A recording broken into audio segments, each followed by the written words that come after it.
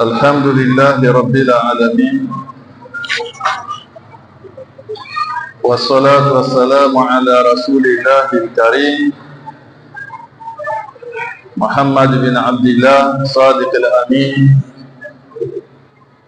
وعلى آله الطيبين الطاهرين، وعلى أصحابه غر الميامين. أما بعد، رب اشرح لي صدري ويسر لي أمري واحلل عقدة من لساني يفقهوا قولي. ربنا لا علم لنا إلا ما علمتنا إنك أنت العليم الحكيم. سورة صف مدنية وآياتها 14. Ndugu zangu katika imani, baada ya kumhimidi Allah tabaraka wa taala na kumtakia rehma mtume wetu Muhammadin sallallahu alaihi wasallam, mbele yetu ni surati Saf ambayo imeteremshwa Maka, aya zake zikiwa ni 14. Kama kawaida, sura ambazo zimeteremshwa Madina tuuni bil ahkami tashri'iyya, uzungumzia na utilia msisitizo hukumu za kisheria, na sura hii hivyo hivyo inazungumzia mambo hayo, kama ambapo imebeba ujumbe mkubwa zaidi kuhusu vita, jihadi, at-tadhiya fi sabilillahi li'izazi dinihi, kujitoa muanga katika kuipambania dini ya Allah tabaraka wa taala, wa ilahi kalimatihi, kama ambavyo pia itazungumzia kwa ujumla biashara yenye faida kubwa ambayo itamnufaisha mwanadamu duniani na akhera. Sura hii imeanza kwa tasbihi Allah wa tamjidi, kumsabihi na kumtakasa Allah, kwa kuwatahadharisha waumini kutokhalifu ahadi wanazoziweka na kutoacha kutekeleza yale ambayo yanalazimiana nao katika dini. Allah ameanza kwa kusema sabbaha lillah ma fi samawati wa ma fil ardi wa huwa al-azizul hakim ya ayyuhalladhina amanu lima taquluna ma la taf'alun. Kisha baada ya hapo sura ikaanza kuzungumzia mapambano na maadui wa Allah kwa kuwashajiisha waumini, li'annahu yuqatil min ajli gharbi nabii. Muumini anapopambana na adui wa dini ni kwa sababu ya lengo kuu, wa huwa rafu manari al-haq, napo ni kuinua shiari ya dini na haki. Inna Allaha yuhibbu alladhina yuqatiluna fi sabilihi saffan ka'annahum bunyanun marsusun. Lakini baada ya hapo sura ikazungumzia misimamo ya Wayahudi katika da'wa ya Musa na Isa, Allah awape amani, na vile ambavyo vimewapata wawili hao katika maudhi katika njia ya Allah. Ameyataja hayo tasliyatan li Rasulillah sallallahu alaihi wasallam, hali ya kuwa ni maliwazo ya kumliwaza mtume wa Allah, rehma na amani ziwe juu yake, fi manalahu kufari Maka, katika yale aliyoyapata kutoka katika makafiri wa Maka. Wa idh qala Musa liqaumihi ya qaumi lima tu'dhunani wa qad ta'lamuna anni rasulullahi ilaykum. Aya hii anasimuliwa mtume kama maliwazo ambayo anamliwaza Allah tabaraka wa taala asijione maudhi ya Makuraishi pale Maka ni yeye pekee katika mitume, bali wiziwe kama Musa pia alimkuta katika hali. Lakini vile vile sura inazungumzia kawaida ya Allah katika kuinusuru dini yake na mitume yake na mawali wake, na sura ikapiga mifano kwa washirikina katika azma zao juu ya kuipiga vita dini ya Allah. Amewafananisha bima yuridu itfa nura shams, yule anayepambana kutaka kuizima dini ya Kiislamu, Allah amemfananisha na yule ambaye anakazana kutaka kuizima nuru ya jua kupitia mdomo wake. Maana yake kama atakavyoshindwa yule anayotaka kuzima nuru ya jua kwa mdomo wake, ndivyo hivyo atakavyoshindwa yule ambaye anafanya sa'i kwa ajili ya kuizima nuru ya Uislamu. Hawezi. Yuriduna liyutfi'u nura Allahi biafwahihim wallahu mutimmu nurihi walau kariha alkafirun. Sura ikawalingania waumini kufanya biashara yenye faida kubwa, waharradhatuhum ala aljihad fi sabilillahi nafsi wan nafis. Vile vile ikawahimiza waumini kupigania njia ya Allah kwa nafsi na kwa mali, liyanalu saadata daimata alkabirata, ili wapate furaha na wema wa kudumu, ma nusratil ajila fi dunya, pamoja na nusra itakayopatikana duniani. Wa khatabahum bi uslubi at-targhib wa at-tashwiq.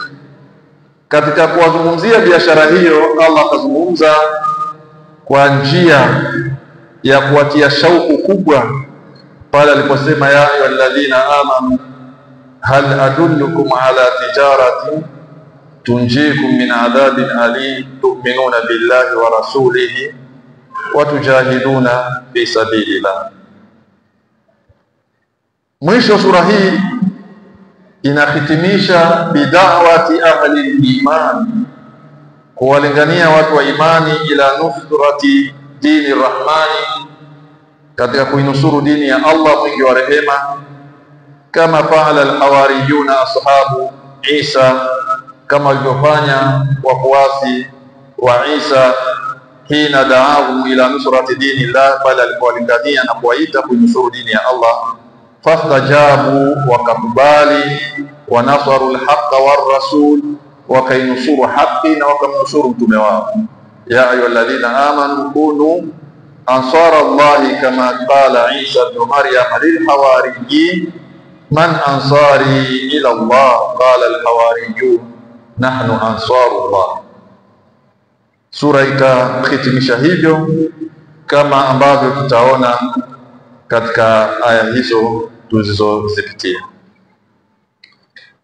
Bismillahir Rahmanir Rahim. Sabbaha lillah, vinamsabihi na kumtakasa Allah tabaraka wa taala, ma fis samawati, vyote vilivyomo katika mbingu, wa ma fil ardi, na vyote vilivyomo katika ardhi. Tunasema vyote kwa sababu ya ismu mausula ma, ambayo ni katika alfadhul umum li ghairi al-aqil, kama ilivyokuwa man ambayo ni katika alfadhul umum lil-aqil. Tumeelewana? Ma ni mausula lakini li ghairi al-aqil. Kwa hiyo tunaposema vyote, maana yake kila unachokijua na usichokijua, kwa sababu ya istikdam ma al-mawsula bi ghairi al-aqil. Sabbaha lillahi ma fi samawati wa ma fi al-ardi, vimemsabihi Allah tabaraka wa taala vile vyote vilivyomo katika mbingu na vilivyomo katika ardhi. Imekuja katika sura nyingine kwa fi'il mudhari, hapa imekuja kwa fi'il madhi sabbaha, lakini imekuja vile vile yusabbihu lillahi ma fi samawati kwa fi'il mudhari lidalalati ala al-hali wal istimrar, ikionyesha wakati uliopo na wakati endelevu. kwamba vinamsabihi na vitaendelea kumsabihi Allah vile vyote vilivyopo mbinguni na ardhini, min bahri wa min hayawan wa min al-ashjar wa min al-ghabat wal ahjar wa kullu shay, kama alivyosema yeye mwenyewe Allah tabaraka wa taala, hakuna chochote katika ulimwengu isipokuwa kinamsabihi Allah tabaraka wa taala, walakin la tafqahuna tasbihahum, lakini nyinyi wanadamu hamkupewa uwezo wa kuzihisi na kuzisikia na kuziona tasbihi ya vitu hivyo. Lakini yeye Allah anusabihiwa, anutakaswa na hivyo vitu vyote. Yeye anajua na kuvisikia na kuviona, namna mawe yanavyomsabihi, bahari inavyomsabihi, mbingu inavyomsabihi, miti inavyomsabihi, wanadamu, majini, yeye anajua. Lakini sisi ametusifu Allah akasema, walakin la tafqahuna tasbihahu, nyinyi wanadamu hamfahamu wala hampewa uwezo wa kufahamu vitu hivyo kumsabihi Allah tabaraka wa taala. Kwa hiyo imekuja kwa fi'ili madhi hapa, sabbaha lillah, vimemsabihi. Maana yake huko tokea dahali vinamsabihi huko, na mpaka sasa yusabbihu lillahi ma fis samawati wa ma fil ardh, vinaendelea kumsabihi Allah tabaraka wa taala vyote vilivyomo mbinguni na ardhini. Tulisema katika darasa zetu zilizopita kwamba matukio haya ya mwanadamu kuelezewa na Allah tabaraka wa taala namna anavyotakaswa yeye Allah na kunyenyekewa na viumbe vyake, viwe vina uhai au havina uhai, hii yote, ripoti hii ni kumshajiisha mwanadamu na kumwelekeza mwanadamu kwamba ajue ukubwa wa Allah tabaraka wa taala, awe yeye ndiyo mwongozaji wa tasbihi kuliko vile vingine, adumu kwenye jambo hilo. Na ndiyo maana Allah tabaraka wa taala akaleta khitabu katika sura nzima, akamwambia mtume wake sallallahu alaihi wasallam, sabbih isma rabbika al-a'la. Kama vinamsabihi vitu vyote ulimwenguni tokea kipindi hicho, wa yusabbihu lillahi ma fis samawati, na vinaendelea kumsabihi Allah wakati wote na uendeleao. Kwa hiyo wewe ni nani ambaye utafanya kibri? Usifanye kibri. Sabbih lillah, sabbih isma rabbika al-a'la, na wewe msabihi Mola wako aliyokuwa mtukufu. Ikaja kwa amri, imekuja kwa madhi, ikaja kwa mudhari, na imekuja vile vile kwa amri, ambapo wal amru min al-a'la ila al-adna yaqtadi al-wujub illa idha ja'at qarina tusrifuha an dhalik. Amri inapotoka kwa Allah tabaraka wa taala kuja kwa walimwengu, amri hii inakuwa ni wajibu. Kwa hiyo sisi kumsabihi Allah na kumpwekesha ni wajibu wetu. Mtu anamshirikisha Allah na kutompwekesha na kutomtakasa, mtu huyu atakuwa ni mshirikina, amefanya dhambi kubwa sana. Kwa hiyo tunapokaa subhanallah, alhamdulillah, la ilaha illa Allah, Allahu akbar, subhanallah na adhkari nyingine, mambo haya yanainua daraja kubwa kwa Muislamu. Kalimatani khafifatani ala lisan thaqilatani fil mizan, subhanallahi wa bihamdihi subhanallahi al-azim. Maneno mazito katika mizani, lakini kuyatamka ni mepesi. Na mfano wa hayo, hizi ndio tasbihi ambazo tunatakiwa kudumu nazo kwenye maisha yetu ya kila siku. Kuna faida kubwa mtu anahudumu na adhkar kama hivyo.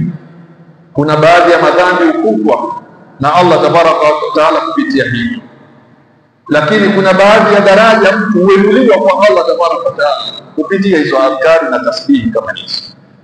Kwa hiyo Allah anamwambia mtume wake, sabbih isma rabbikal a'la alladhi khalaqa wa sawwa. Kama viumbe vyote mpaka vile duni vinamsabihi Allah tabaraka wa taala, na wewe Muhammad na umma wako dumuni katika kumsabihi na kumtakasa Allah tabaraka wa taala ambaye ni mkuu. kwa walimwengu.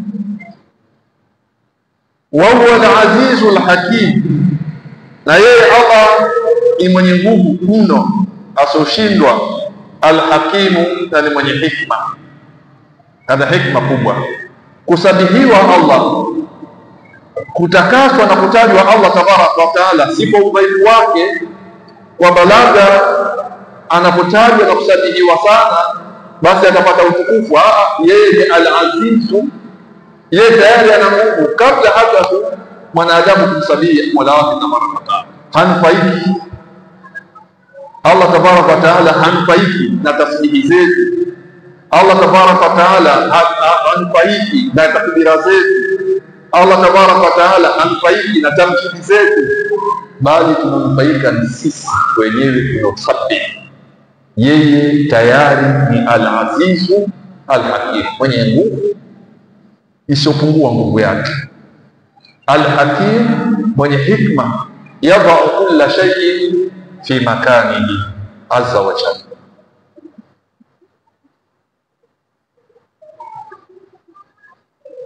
Ya ayyuhalladhina amanu lima taquluna ma la ta'lamun kabura maqtan 'inda Allah an taqulu ma la taf'alun. Allah tabaraka wa taala ameiteremsha aya hii kama ilivyokuja katika baadhi ya riwaya wanaoelezea sababu nuzul.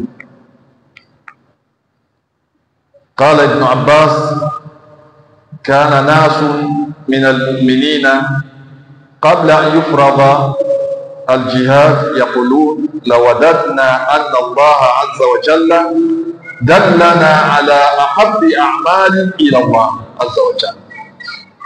Ibn Abbas anasema waumini baadhi yao kabla ya kufaradhishwa vita na jihadi walikuwa wakisema lawadadna law anna Allah dallana ala amali ahab ilayhi, tunatamani sisi Allah angetuelekeza amali bora zaidi anayopenda mno ili tupate kuifanya amali hiyo. Fa akhbara Allah nabiyahu anna ahabba al-a'mal iman billah wa jihad fi sabilillah. Allah tabaraka wa taala akamjulisha mtume wake kwamba amali bora kabisa kwake yeye ni kumwamini Allah, kisha inofuata ni jihadu fi sabilillah, kupigana jihadi katika njia ya Allah.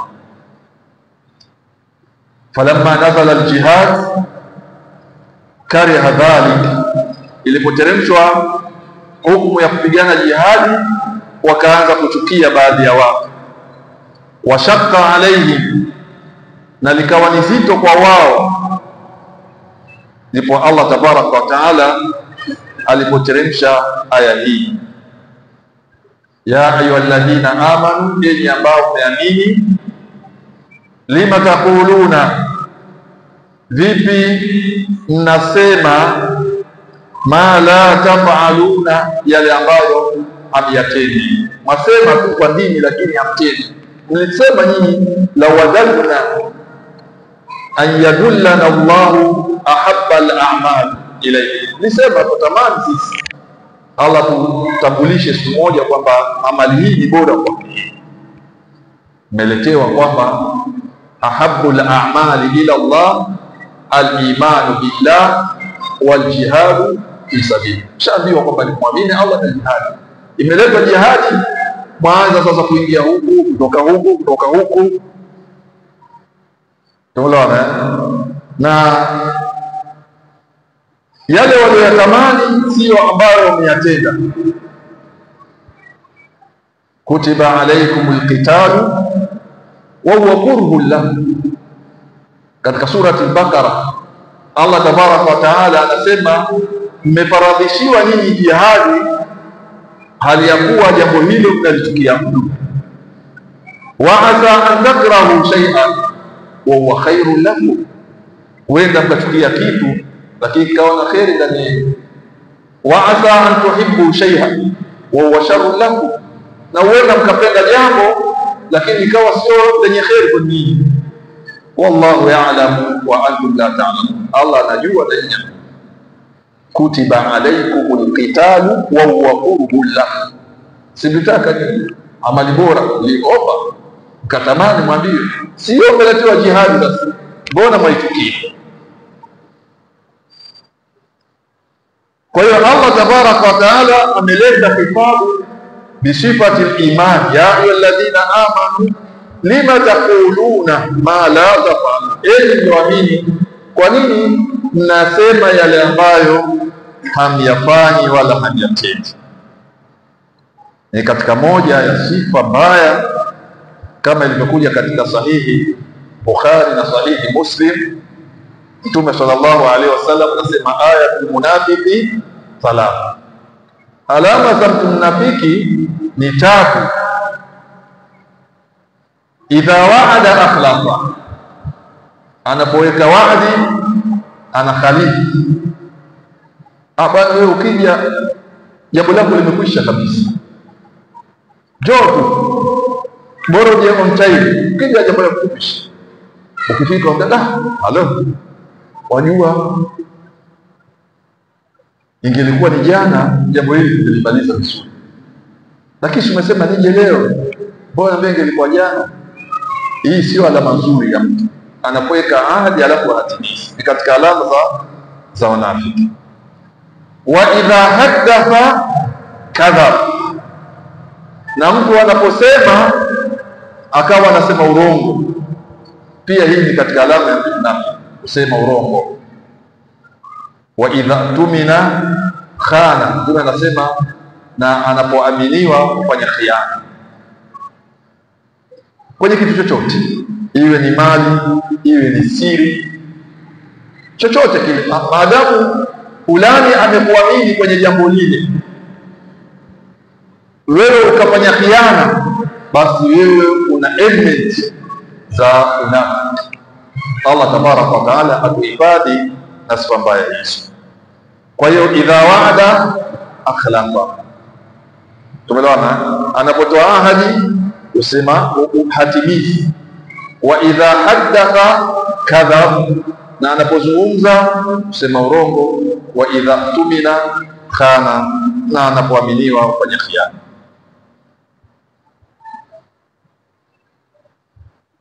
Kabura maqtan 'inda Allah,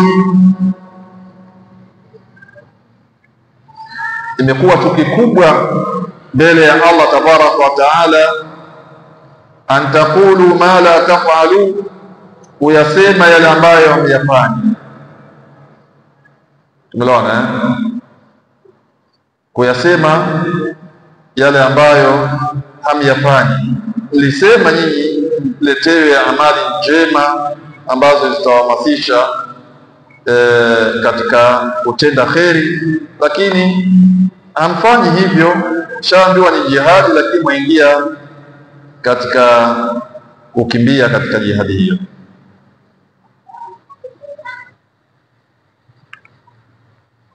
Jawabu sasa yale maneno yao, la wadatna anna Allah dallana ala ahabbil a'mal na'maluhu, tutamani sisi Allah angetujulisha amali anazozipenda ili tuzifanye.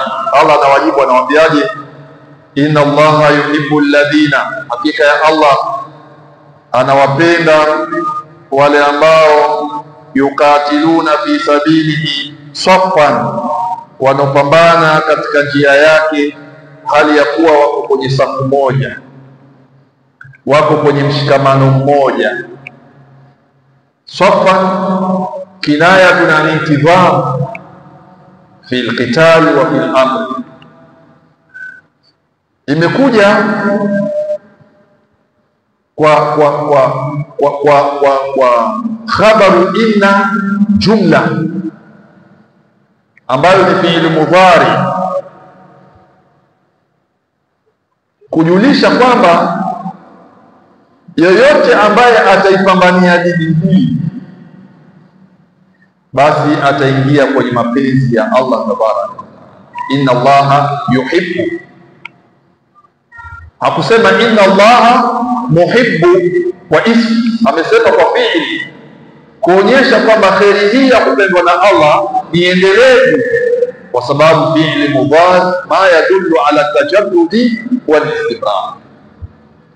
Kuipambania dini ya Allah sawa sawa hiyo kwenye maidani ya kitab, katika uwanja wa vita, au kuipambania dini ya Allah kwa njia yoyote ile, iwe ya kwa mali, iwe ni ya kwa nafsi, iwe ni kwa kujitolea.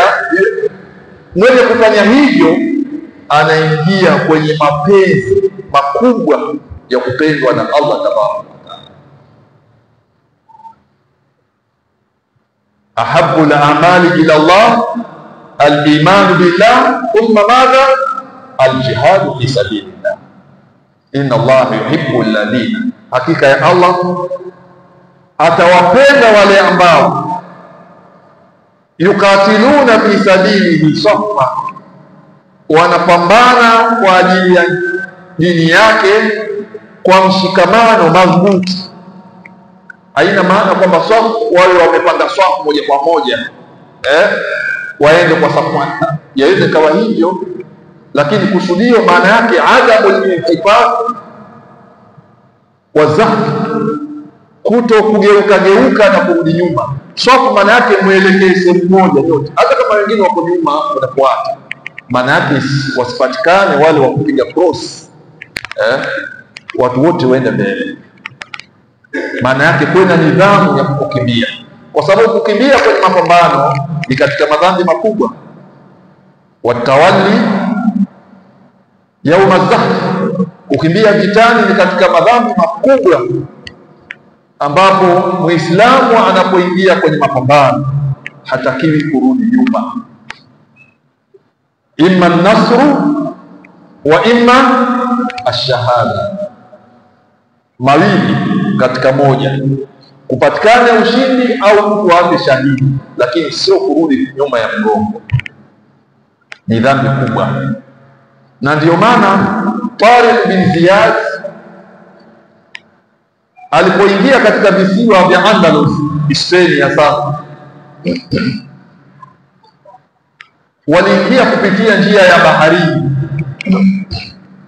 Hawajui Spain, waliingia kwa majahazi. Walipofika ufukweni, kabla ya kuingia kwenye mapambano na maadui zao, kitu cha kwanza alichokifanya kiongozi ni kuvunja yale majahazi waliowaleta mahali.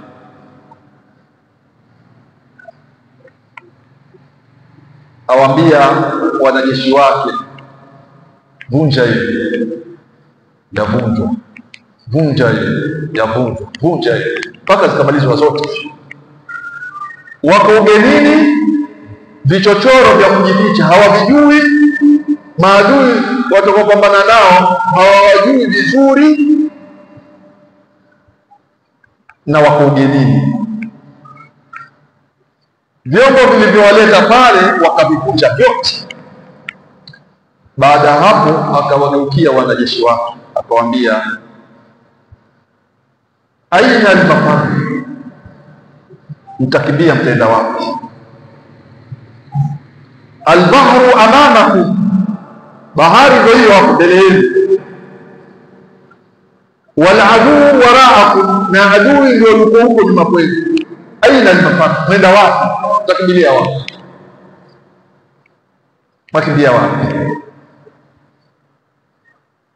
Jambo lile, kitendo kile, rafaa ma'nawiyati junud, liinua hisia kali na jitihada kubwa za wanajeshi wake. Watu walipambana mpaka wakashinda, kwa sababu ukilegea wewe utaenda wapi? Hakuna cha kupanda ukakimbia, hakuna kichochoro ukijua, hakuna mjomba, hakuna shangazi, hakuna kwenu. Kwa hiyo pale nguvu ni moja. Allahu Akbar. Allahu Akbar, watu wanasoma mbele hapa. Sasa warudi nyuma, ndio na kuna bahari na vyombo vishavivuja. Tariq bin Ziyad ameweka historia kubwa sana katika kuipambania dini, na haya yote waliyafanya kwa sababu ya kutafuta mahabbatullah. Inna Allah yuhibbu alladhina yuqatiluna fi sabili. Walizisoma hizi aya wakaona mapenzi ya Allah yalivyokuwa nje, hawakuogopa adui aliowajaribu, waliona sharti makuu, hawakuogopa kwa sababu walijua wazi kwamba hapa mimi nikifa nimeyakusanya mapenzi thabiti ya Allah kwa mimi, kwa sababu ya maneno kama haya. Allah anawapenda wale ambao wanapigana kwa ajili ya dini yake, wanapambania dini yake sofan, kwa nidhamu ya hali ya juu, nidhamu ambayo haina mukhalafatul amin wala iltifatu ila alwara, nidhamu ambayo imezungumzwa hapa ni kutokhalifu kiongozi ambaye anaamrisha mapambano yale, wala kugeuka pembeni kuhadaiwa na dunia. Swafu maana yake kuwa na nidhamu katika mapambano yale. Wote watu wanasonga mbele. Allah angalia alivyopiga mfano wa mshikamano na nidhamu ya hao wanajeshi katika kupambana. Anasema kaannahu bunyanun marsus, kana kwamba wao ni jengo lililoshikamana vizuri. Ule mshikamano wao na nidhamu yao kwenye mapambano ya kukabiliana na adui, mshikamano wao uliokuwa madhubuti, kaannahu bunyanun marsus, kama vile wao ni jengo ambalo lina mshikamano mzuri, lina tamasuk nzuri. Angalia hili jengo tuliomo sisi msikiti, kuta hii na ile na ile na ile ndio limesababisha mpaka leo jengo liko imara. Maana jengo hili linakaribia zaidi ya miaka 30 kujengwa kwake. Laiti ingejengwa ukuta mmoja tukaanza miaka hiyo 30, ili jengo lingekuwa halipo. Kaannahum bunyanun marsus,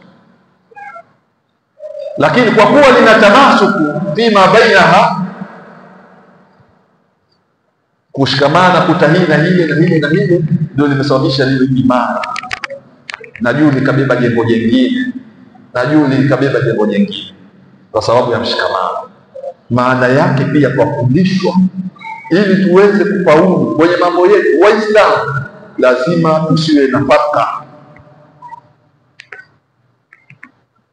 Ili tufikie malengo katika dini yetu, yatakiwa kuwe na mshikamano. Wala takunu kalladhina tafarraqu wakhtalafu min ba'di ma ja'ahum bayyinat, msiwe kama wale ambao wametofautiana wakakhilatiana, sio kama hao.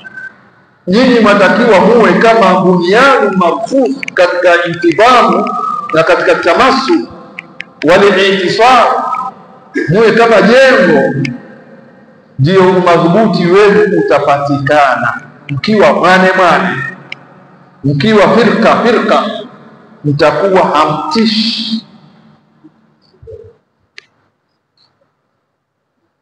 Mkiwa hamna mshikamano hamtishi. Muislamu amfanyia uadilizie Muislamu kwa watawala. Mfano, enda mtolea sifa mbaya za urongo kwa kiongozi wa serikali ili adhurike Muislamu mzima. Sasa yule kiongozi atawaheshimu Waislamu kweli ikiwa kila mmoja apeleka uongo kwa ajili ya dunia yake? Yatakiwa Muislamu kama alivyosema Mtume sallallahu alaihi wasallam, almuslim akhul muslim la yadhlimuhu wala yahqiruhu wala yakhdhuluhu Muislamu ndugu yake ni Muislamu, asimdhulumu Muislamu mwenzie, asimdharau Muislamu mwenzie, wala asimwache bila msaada Muislamu.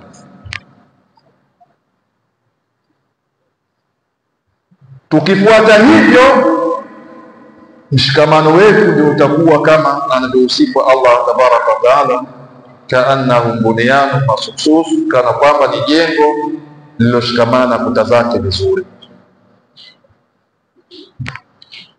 Allah anawapenda wale ambao wanapigana jihadi katika njia yake safan, kwa nidhamu na mshikamano. Kaannahum bunyanun marsus, kana kwamba wao ni jengo lenye kushikamana vizuri. Wa idh qala Musa liqaumihi, kumbuka Muhammadi aliposema Musa kuambia watu wake, ya qaumi, enyi watu wangu, enyi jamaa zangu, lima tuudhunani, kwa nini mnaniudhi mimi, waqad ta'lamuna anni rasulullahi ilaikum, na hali ya kuwa mnajua kwamba mimi ni mtume wa Allah ndio niko kwenu. Lima tuudhunani, kwa nini basi mnaniudhi?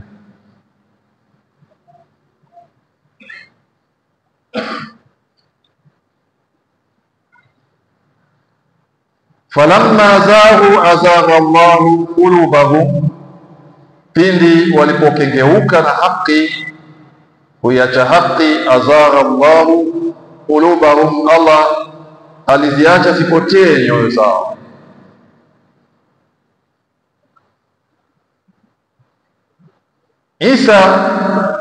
Musa alayhi salatu wassalam amefanywa maudhi mengi sana, amefanywa maudhi mengi sana. Katika hadithi imekuja miongoni mwa maudhi aliyofanywa Musa alayhi salatu wassalam ni watu kumwambia kwamba alikuwa ana maumbile tofauti kwenye mwili wake. Imekuja hadithi sahihi. Siku moja wakati anaoga mtoni, baadhi ya riwaya zinasema nguo zake ziliondoka na jiwe lililokuwa limeweka nguo zile. Baadhi ya riwaya zinasema hapana, ni watu wale walikuja chukua nguo zake wakaondoka nazo, Allahu aalam. Lakini riwaya kwamba jiwe liliondoka na nguo za Musa alayhi salatu wassalam lilikuwa ni kubwa, ni riwaya ambayo iko akrab ila sawab, kwa sababu Allah alitaka kuwaonyesha wale kwamba hivyo mnavyomuudhi sivyo alivyoumbwa yeye. Ameumbwa mwanamume sawa sawa. Lima tuudhunani, kwa nini mnaniudhi? Kwa hiyo baada ya kumaliza kuoga Musa alayhi salatu wassalam na kuata nguo zake, jiwe likaondoka na nguo, likawa anakimbizana na nguo zake mpaka mbele za watu. Baadhi ya watu wakashuhudia kwamba sivyo vile tunavyomshutumu Musa alayhi salatu. Kumbe Musa yuko vizuri, mwanamume wa kawaida, hana mushkeli wowote. Tumeelewana? Fabarra'ahu Allahu ma qalu wa kana 'inda Allahi wajiha, Allah akamtakasa kwa zile shutuma walizokuwa wakimshutumu Musa kwamba huyu maumbile yake yako kadhaa, huyu ndio maana umeona kienda inamainama hivi, kwa sababu azidiwa yule, hana maumbile ya sawa. Fabarra'ahu Allahu ma qalu, Allah akamtakasa kwa yale wanasema, wa kana 'inda Allahi wajiha, na alikuwa na heshima kubwa Musa mbele ya Allah tabaraka wa taala. Ameudhiwa mengi, hilo ameudhiwa, dawa yake imeudhiwa, imekebeliwa na Bani Israili. Kwa hiyo aya hii Allah tabaraka wa taala anamsimulia mtume wake Muhammad sallallahu alaihi wasallam baada ya kuona mtume anapata unyonge kutokana na maudhi anayofanyiwa pale Maka na mpaka Madina anayofanyiwa na wanafiki. anaudhiwa sana Mtume sallallahu alaihi wasallam, kana kwamba Allah anamuonyesha kwamba wewe maudhi unaofanywa na watu wako mbona cha mtoto. Angalia Musa alivyofanya. Tumeona mwisho aliwaambia watu wake, lima tuudhunani, kwa nini waniudhi? Wakad ta'lamun anni rasulullah ilaikum, hali yakuwa majua kwamba mimi ni mtume wa Allah niliyekuwa nyinyi, mimi nimeletwa kwa kazi maalum kwa nyinyi, lakini baada ya kupokea ujumbe wa Allah kupitia kwangu, nyinyi mnakuja na maudhi na kebeli. Anaambiwa mtume, umemwona Musa? Umemwona? Sasa wewe sio pekeo katika mitume wa Mungu. Kul ma kuntu bid'an min ar-rusul, sema watangazie watu wako kwamba mimi si wa kipekee yangu katika mitume. Yanolikuta wenzangu yaliyowakuta, nilopewa je yaseme wenzangu pia walipewa. Kul ma kuntu bid'an min ar-rusul, mimi si wa kipekee yangu kwamba haya niyasema ya kipekee yangu, haya mnatendea kwamba ni pekee yangu, hata wenzangu yaliyowakuta na waliyasema. Falamma zahu ay malu anil haqqi, pilipo walipoyaacha yale ya haki, azagha Allahu qulubahum, Allah naye akazipondosha nyoyo zao kuacha haki, kwa sababu walitafuta wenyewe kufanya hivyo. Allah naye akawaacha wapotee, kuacha uongofu na haki. Wallahu la yahdi alqauma alfasiqin, Allah yeye hawaongoi watu ambao ni mafasik, ni watu waovu. Allah yeye hawaongoi. Madamu wamechagua uovu, Allah anawaacha waendelee katika jambo hili. Wa fi hadha tambihun ala azmi ibadi rusul, katika hili kuna tambihi ya ukubwa wa dhambi za kuwaudhi mitume.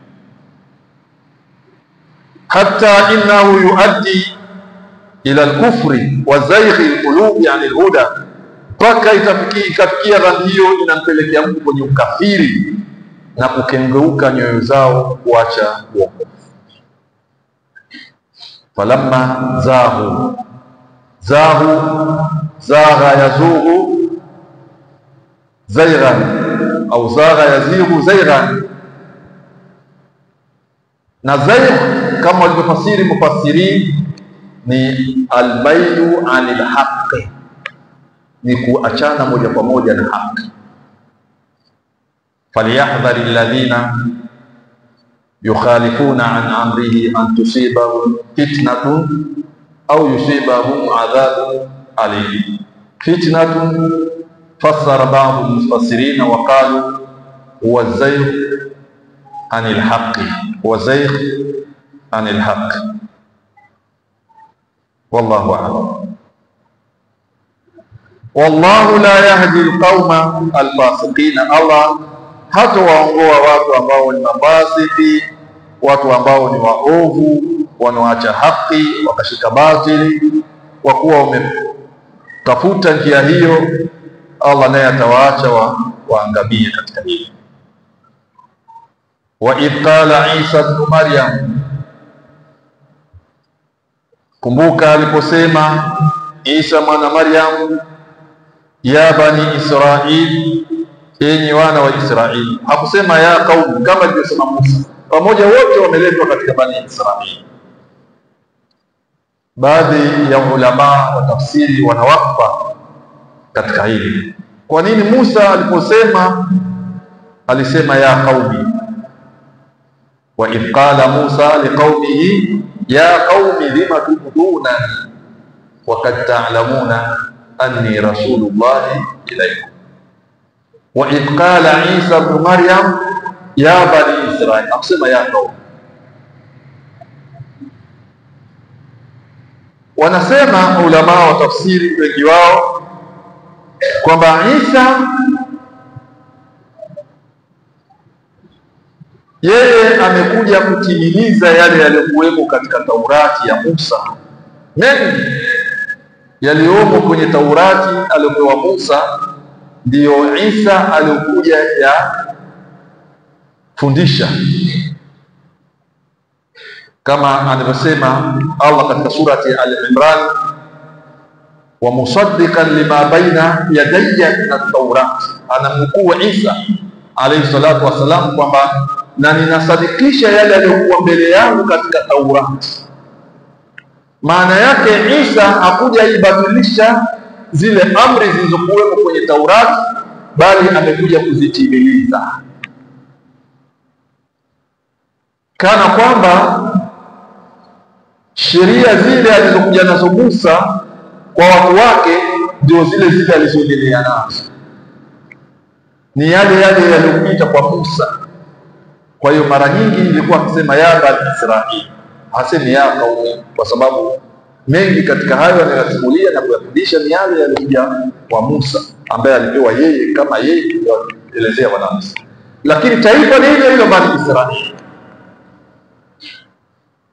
taifa ni hilo hilo alilolelewa Musa kujalingania, na baada ya kuondoka Musa akaletwa Isa ibn Maryam kuja kuwalingania wana wa Israeli.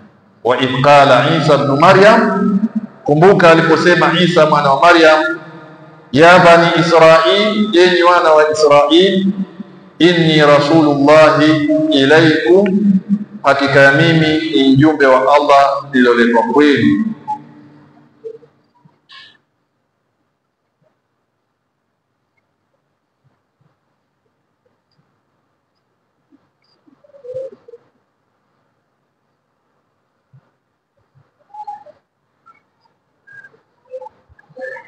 Musaddiqan lima baina yadayya min at-Taurat, hali ya kusadikisha yale yote yaliyopo mbele yangu katika Taurat yote. Bimaana mu'tarifun bi ahkami Taurat, maana yake yeye anazikiri zile hukumu za Taurat. Hilo la kwanza. Anawaambia wana Israeli, mimi ni rasul wa Allah kwenu nyinyi, musaddiqan lima baina yadayya min at-Taurat. Sisi nimekuja na kitu kipya, mimi nimekuja sadikisha, hali ya kuwa nasadikisha yale yote yaliyomo katika Taurat, kwamba ni kweli yatoka kwa Allah na nyinyi mnatakiwa myafanyie kazi. Maana yake msile nguruwe, msinywe pombe, msizini, msiue, msidhulumu, yote yaliokuwa kwenye Taurati. Mimi musaddiqan lima baina yadayya min at-Taurat. Hiyo kazi ya kwanza, hali ya kusadikisha yale ambayo yako mbele yako katika Taurati. Lakini la pili, wa mubashiran na hali ya kuwapeni habari ya furaha, habari njema, wabashiria habari njema, birasuli, kwa mtume bora. Imekuja kwa nakra liifadati tafkhim, birasulin adhimi, ndio maana imekuja kwa nakra, kwa sababu mtume anajulikana, anambashiria. Hatuwezi kusema kwamba ni nakra haimjui ni mtume nani. Ni mtume ambayo nakira inatuonyesha kwamba ni mtume bora zaidi kuliko yeye Musa na Isa mwenyewe, kwa sababu atankiri zinakuja kwa maana tofauti tofauti katika lugha ya Kiarabu. Jina likiwa ni nakira linakuja kwa maana tofauti tofauti. Allah tabaraka wa taala mfano katika surati al-Baqara alipozungumzia riba akasema fa'dhanu biharbin min Allahi wa rasuli, kama hamtoacha kula riba, fa'dhanu biharbin, kwa tanwini, fa'dhanu biharbin ay biharbin shadidin adhim, basi tangazeni vita vikubwa kati yenu na Allah kama mtaacha kula riba. Kwa hiyo hapa nakira afada fi ta'dhimi wa tahwil. Lakini nakra wakati mwingine inakuja kwa maana ya ifrad, kama katika surati Yasin Allah anasema wajaa min aqsa almadinati rajulun yasa, ay wajaa min aqsa almadinati rajulun wahidun dallat nakra hina lilifrad, amekuja mtu mmoja kutoka pembezoni mwa mji. Kwa hiyo nakra inakuja kwa maana tofauti, inategemea siyaki ya maneno na aya inazungumzia nini. Kwa hiyo hata hapa maana yake nakra hapa imekuja kwa wasf bi'azamati ar-rasul al-mubashshar, kuzungumzia ubora na ukubwa na utukufu wa yule mtume anabashiria Isa alayhi salatu wassalam, ambaye ni nani? Ni mtume wetu Muhammad sallallahu alaihi wasallam. Kazi hii alifanya Isa kwa watu wake, kazi hii alifanya Musa kwa watu wake, na baadhi ya mitume wengine walibashiria ujio wa Muhammad sallallahu alaihi wasallam, lakini Allah tabaraka wa taala kenda mkuu Isa kuwakilisha wale manabii wengine wote. Katika surati Bakara Allah tabaraka wa taala asema wa akhadha Allahu mithaqa an-nabiyyin lama ataitukum,